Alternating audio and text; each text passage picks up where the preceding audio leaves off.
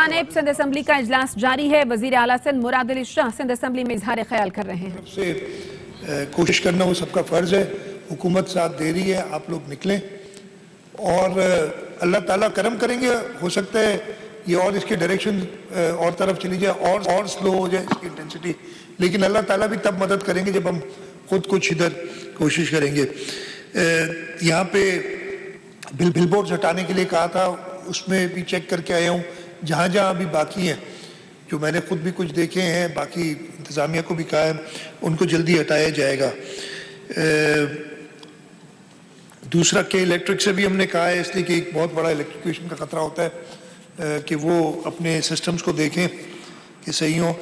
लोगों से मेरी एक दो गुजारिशात होंगी कराची शहर में और पूरे सिंध के साहिली इलाकों में जहाँ जहाँ ये तूफ़ान आने का ख़तरा है कि वो गैर ज़रूरी तौर पे, ख़ास तौर पे ये परसों से मेन इसका इफेक्ट शुरू होगा, थर्सडे और फ्राइडे, घरों से ना निकलें।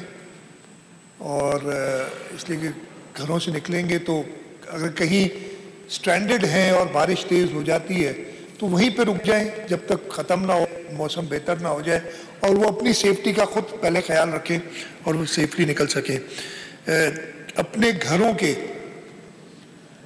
दरवाजे और खिड़कियाँ उनको सिक्योर करें। ऐसे तूफ़ानों में जो सबसे ज़्यादा नुकसान होता है वो मेरे आपके घर जो हैं, हम सब के घर हैं, उनकी में जो खिड़कियाँ हैं जब वो स्लैम शट होती हैं हवा में, शीशा उनका टूटता है और वो लोगों को इंजर करता है।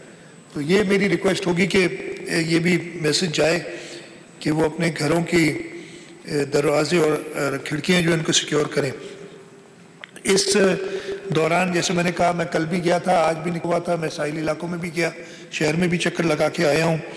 चेयरमैन बिलावल भुट्टो ज़रदारी साहब कॉन्स्टेंटली टच में हैं।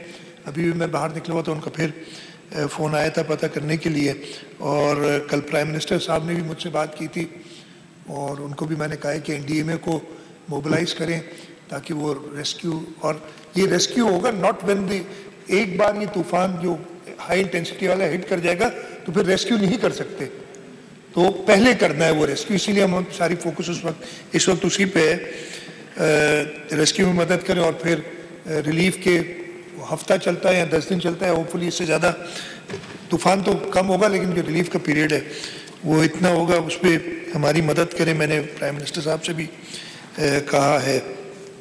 तो बस मेरा मकसद यही था अप्राइज़ करने के लिए कि बहुत इंपॉर्टेंट सेशन है, बजट सेशन है।